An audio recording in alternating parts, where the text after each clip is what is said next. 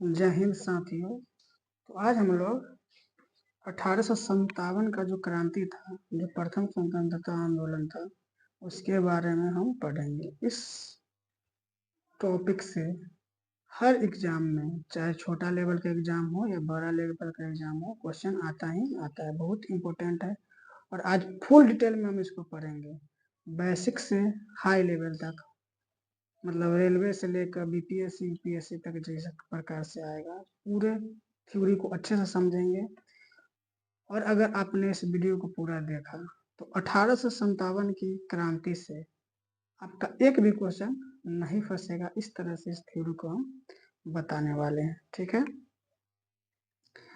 तो स्टार्ट करते हैं। देखिए, 1857 की क्रांति, सबसे पहले तो हमको ये देखना है ये जो 1857 की क्रांति है, ये हुआ क्यों था, ठीक है ना। तो इम्पोर्टेंट क्वेश्चन यहीं से बनता है, बड़े बड़े एग्जामों में पहले इसी तरह से क्वेश्चन पूछे जाते हैं। तो यहाँ से हम स्टार्ट करते हैं, ठीक है ना। तो सबसे पहला 1857 की क्रांति हुआ क्यों था, तो उसका राजनीतिक कारण भी था, सैनिक कारण भी था, ठीक है ना, आर्थिक कारण भी था। तो सबसे पहले हम देखेंगे सामाजिक और आर्थिक कारण क्यों हुआ था। देखिए, भारतीय हस्तशिल्प और उद्योगों का विनाश, मतलब भारत का जो छोटा छोटा कुटीर उद्योग था, उसको अंग्रेजी द्वारा खत्म किया जा रहा था उसको, इसलिए जो था वो सब में बहुत बड़ा गुस्सा था। दूसरा है अत्यधिक भू राजस्व और किसानों का शोषण, बहुत ज्यादा टैक्स लिया जाता था, जो किसान थे उससे बहुत ज्यादा कर वसूला जाता था और किसानों का शोषण किया जाता था। शोषण का मतलब जबरदस्ती फसल उगवाना, जबरदस्ती काम करवाना, ठीक है ना। तो भू राजस्व अधिक कर दिया गया था, ये भी एक राजनीतिक कारण था। आर्थिक और सामाजिक कारण था। तीसरा था सामाजिक रीति रिवाजों में ब्रिटिश हस्तक्षेप, सामाजिक रीति रिवाज में जो है ब्रिटिश, मतलब अच्छा के लिए करे या बुरा के लिए करे, लेकिन हस्तक्षेप करता था, इससे भी लोग नाराज थे, ठीक है ना। उसके बाद भारतीयों के प्रति भेदभाव पूर्ण नीति, मतलब भारतीय के और अंग्रेजों के बीच बहुत ज्यादा भेदभाव किया करते थे, ये भी एक सामाजिक कारण था। मतलब भारत के लोग और अंग्रेज के लोग के लिए भेदभाव थे, ठीक है ना। मूवी में देखे है ना, dogs and India notes allow का बोर्ड लगा हुआ रहता था, तो ये भी एक भेदभाव का ही तरीका था, ठीक ना। उसके बाद ईसाई धर्म के प्रचार से असंतोष, मतलब अंग्रेज लोग थे ईसाई धर्म के बहुत ज्यादा प्रचार किया करते थे, तो इससे भी भारतीय बहुत ज्यादा असंतोष थे, ठीक है ना। तो ये था आपका सामाजिक और आर्थिक कारण। इसको एक बार फिर से समझिए। पहला है भारतीय हस्तशिल्प, यानी जो हाथ से जो सामान बनाया जाता था और जो उद्योग था, छोटा छोटा कुटीर उद्योग, उसका विनाश किया जा रहा था। दूसरा था अत्यधिक भू राजस्व, बहुत ज्यादा टैक्स वसूला जाता था और किसानों का शोषण किया जाता था। सामाजिक रीति रिवाजों में ब्रिटिश, जो सामाजिक रीति रिवाज था उसमें ब्रिटिश हस्तक्षेप किया करता था, जैसे वो सती प्रथा हो, बाल विवाह हो, बहुत सी परंपरा में वो हस्तक्षेप करता था। उसके बाद भारतीयों के प्रति भेदभाव, भारत से बहुत ज्यादा भेदभाव करता था, ठीक है ना, ये भी एक कारण था। उसके बाद ईसाई धर्म के प्रचार से, ईसाई धर्म को वो पूरे भारत में लाना चाहता था, बहुत ज्यादा प्रचार करता था, ये भी एक सामाजिक आर्थिक कारण था, समझ गए। देखिए, अब अगला है इसका राजनीतिक कारण देख लेते हैं। देखिए, इसका जो राजनीतिक कारण था वो क्या था कि लॉर्ड डलहौजी का जो व्यापक नीति थी, बहुत इंपॉर्टेंट है, डॉक्ट्रिन्स ऑफ लैप्स, मतलब राज हड़प लेती, किसी की भी राज को हड़प लेता था। ये जो नीति था वो बहुत ही खतरनाक था, ठीक है ना, जिससे वहाँ के राजा महाराजा में बहुत ज्यादा असंतोष था। उसके बाद है भारतीय राज्यों का जबरन विलय, मतलब भारतीय राज्यों को जबरदस्ती अपने में मिला लेता था, ठीक है ना, ब्रिटिश साम्राज्य में मिला लेता था, ये भी एक राजनीतिक कारण था।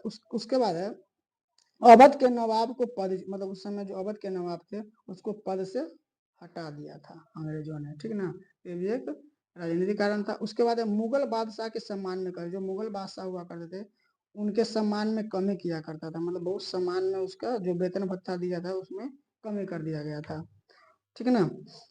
उसके बाद है शासन में भारतीय को उच्च पद न देना, और जो भी प्रशासनिक विभाग था उसमें भारत को उच्च उच्च से उच्च पद नहीं दिया जाता, उसको नीचे के पद पर ही रखा जाता था, ये बहुत बड़ा राजनीतिक कारण था, ठीक है। एक बार और समझिए इसको।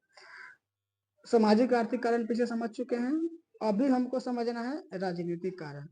राजनीतिक कारण में पहला था डलहौजी का व्यापक नीति, जिसको डॉक्रेंस लैप्स कहते हैं। दूसरा था भारतीय राज्यों पर जबरन विलय, मतलब भारतीय राज्य को अपने राज्य में ब्रिटिश मिला लिया करता था। उसके बाद जो उस समय अवध के नवाब थे उसके पद से हटा दिया गया था। मुगल बादशाह को सम्मान, जो मुगल के बादशाह हुआ करते उसको सम्मान में बहुत कमी किया था और भारत को बड़ा पद नहीं देता था। ठीक है, तो ये था आपका राजनीतिक कारण। उम्मीद है समझ गए होंगे। अगला है तत्कालीन कारण, बहुत इंपॉर्टेंट है, बार बार क्वेश्चन पूछा जाता है कि जो 1857 के रिजल्ट था बार था उसमें उसका तत्कालीन कारण क्या था। देखिए, सब तत्कालीन सैन्य कारण था, सैन्य व तत्कालीन कारण। सबसे पहला कारण था सैनिक को कम वेतन और भेदभाव। कहने का मतलब जो भारतीय सैनिक थे और जो ब्रिटिश सैनिक थे उस समय में बहुत भेदभाव किया गया था। उसी पद पर ब्रिटिश सैनिक को ज्यादा पैसा मिलता था और भारतीयों को कम मिलता था और दोनों के साथ भेदभाव भी किया जाता था। दूसरा था विदेश में जाने के लिए मजबूर करना। भारतीय सैनिक को विदेश में जिस समय विदेश में जबरदस्ती जाने के लिए मजबूर किया जाता था भारतीयों को। उसके बाद है चर्बी वाले कारतूस का उपयोग, और ये बहुत इंपॉर्टेंट है। जो राइफल था उस समय का, उसमें चर्बी वाले जो कारतूस था उसका उपयोग किया जाता, ठीक है ना। और उसमें अफवाह ये फैल गया कि उसमें गाय और सुअर के चर्बी है, ठीक है ना। तो जो उस समय कारतूस हुआ करते थे उसको जो मुंह से खींच के यूज किया जाता था उसमें गाय और सुअर का चर्बी है, ऐसा अफवाह फैल गया था। ये तत्कालीन कारण था। तो सबसे तत्कालीन कारण यही था कि गाय और सुअर के जो चर्बी है वो हुआ करता था उस कारतूस में, ठीक है ना। तो समझ गए सैन्य कालन क्या था कि मतलब भारतीय सैनिक को जो था अंग्रेज की तुलना में कम वेतन भत्ता मिलता था और सम्मान भी कम मिलता था और ब्रिटिश जाने के लिए भारतीय सैनिक को मजबूर किया जाता था और चर्बी वाला कारतूस का प्रयोग किया जाता था जिसमें गाय और सुअर के चर्बी होता था। ये था उसका सैनिक कारण, ठीक है। अब है अगला, अगला है आपका, देखिए मतलब जो 1857 की क्रांति हुआ था वो असफल क्यों हुआ था। बहुत बड़ा क्रांति था, बहुत इसमें हर क्षेत्र से लोगों ने भाग लिया अपने अपने क्षेत्र से, ये विफल क्यों हुआ। देखिए, ये जो 1857 का क्रांति था ना, इसमें क्रांति का कोई केंद्रीय संगठन, मतलब पूरे भारत में ये जो क्रांति था इसका कोई केंद्रीय संगठन होता चलिए कि पूरा भारत में क्रांति एक केंद्र संयुक्त रूप से किया जाए, तो मतलब केंद्रीय संगठन इसमें नहीं था। उसके बाद है आधुनिक हथियारों की कमी। ब्रिटिश के पास नया नया हथियार जैसे बम, बारूद, गोला, बंदूकें थी। भारतीय के पास जो था वो इस तरह से नया नया हथियार नहीं था। इसी कारण 1857 क्रांति सफल नहीं हुआ। भारतीय राजाओं के साथ न मिलना, बहुत सारे राजा इसमें गद्दार निकले, ठीक है ना। सभी राजा जो थे वो भारत के साथ नहीं थे, कुछ राजा अंग्रेज के साथ मिलकर गद्दारी कर रहे थे, ठीक है। अगला है ब्रिटिश अनुशासन और सैन्य शक्ति। ब्रिटिश के उस समय शासन था और उनके पास सेना के बहुत ज्यादा शक्ति था, इसी वजह से 1857 की क्रांति जो सफल नहीं था। उसके बाद है क्रांति का सीमित और भौगोलिक विस्तार। क्रांति सीमित था, इसमें लिए कोई देश के लिए नहीं लड़ रहा था, सब अपने अपने रक्षा के लिए लड़ रहा था। अभी हम क्षेत्र वाला जो वीडियो, मतलब क्षेत्र वाला जो टॉपिक लाएंगे अभी इसी वीडियो में समझाएंगे कि कौन से क्षेत्र से कौन नेतृत्व की है। तो लोग अपने बचाव के लिए, कोई अपने ठेकेदारी बचाने के लिए, कोई अपने शासन बचाने के लिए लड़ रहा था, पूरे भारत के लिए कोई नहीं लड़ रहा था। ये भी एक विफलता का कारण है, समझ गए, ठीक है ना। तो विफलता का ये जो था कारण था। उसके बाद है कि 1800 क्रांति जब हुआ तो इससे क्या क्या बदलाव हुआ। इतना बड़ा क्रांति था, कुछ तो असर पड़ा होगा।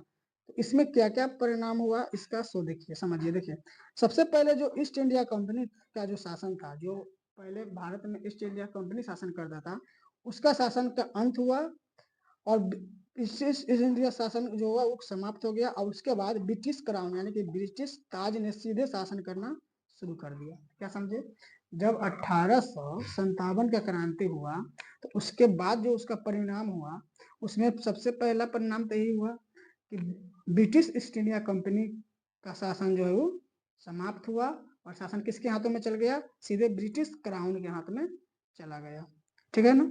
उसके बाद है शासन का पूर्ण गठन किया गया, मतलब सेना का पूर्ण गठन किया गया। मतलब उसमें क्या किया कि भारतीय सेना को कमी कर दिया। पहले भारतीय सेना बहुत था, अब देखा कि अब इस तरह से दोबारा ना हो, तो ऐसा ना हो कि भारतीय सेना भारत का साथ देने लगे, इसीलिए भारतीय सेना को जो है कम कर दिया गया 1857 क्रांति के बाद।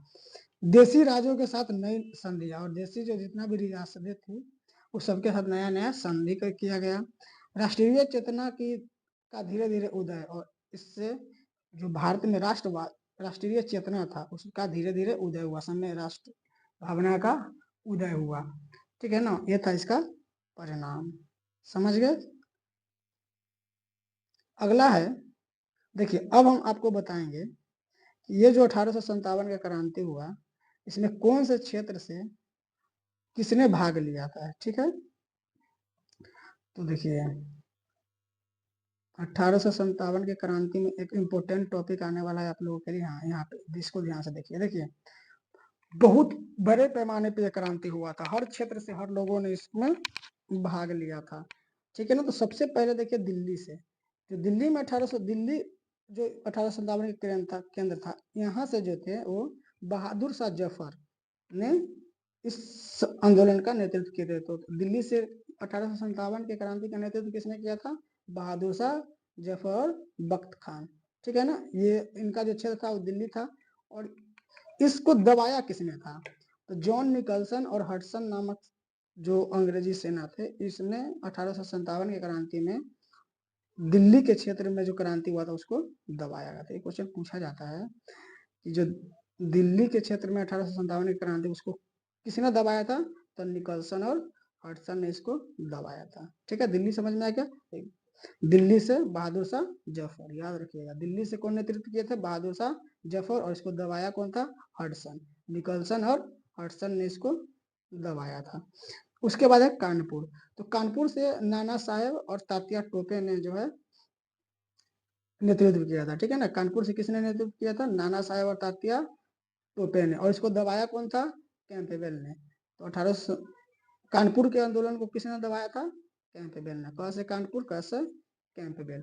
तो 1857 क्रांति जो हुआ था कानपुर से नेतृत्व कौन किए थे? नाना साहेब। दबाया कौन था? कैंपबेल, याद रखिएगा। अब है लखनऊ। लखनऊ से जो है बेगम हजरत महल ने इस आंदोलन का नेतृत्व किया था, और इसको भी कैंपबेल ने दबाया था। ठीक है ना, कैंपबेल बहुत सारे मतलब कि दबाया था। तो कैंपबेल जो था वो लखनऊ के भी आंदोलन को दबाया था। ठीक है ना, जिसमें बेगम हजरत महल ने नेतृत्व किया था। अब आए झांसी की रानी लक्ष्मीबाई। झांसी से रानी लक्ष्मीबाई बहुत इंपॉर्टेंट है, बहुत कहानी भी है इसका, तो डिटेल वीडियो में बताएंगे, लेकिन अभी इतना समझिए कि झांसी से जो है 1857 की क्रांति में किसने नेतृत्व किया था? तो रानी लक्ष्मीबाई ने। और इस आंदोलन को कौन दबाया था? फिरोज ने। बहुत इंपॉर्टेंट है। ठीक है ना, फिरोज ने इस आंदोलन को दबाया था। जगदीशपुर बिहार। जगदीशपुर से कुंवर सिंह ने जगदीशपुर से इस आंदोलन का नेतृत्व किया था, और इनका क्षेत्र था जगदीशपुर में ही, और इनको दबाया था विलियम टेलर और अय्यर ने। विलियम टेलर और अय्यर ने जो था वो जगदीशपुर के आंदोलन को दबाया था, कुंवर सिंह के नेतृत्व में जो आंदोलन हुआ था। अगला है बरेली। बरेली से था खान बहादुर खान। ठीक है ना, इसको दबाया था हडसन ने। तो बरेली से आंदोलन का नेतृत्व किसने किया था? खान बहादुर खान, और इसको दबाया किसने था? हडसन ने।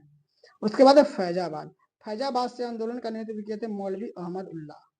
मौलवी अहमद उल्ला जो थे वो फैजाबाद से आंदोलन का नेतृत्व किए थे, और इसको दबाया था कर्नल रेनॉल्ड ने। ठीक ना, तो फैजाबाद के आंदोलन को किसने दबाया था? रेनॉल्ड ने। इलाहाबाद है। इलाहाबाद से आंदोलन के नेतृत्व करता थे लियाकत अली। इलाहाबाद से कौन थे?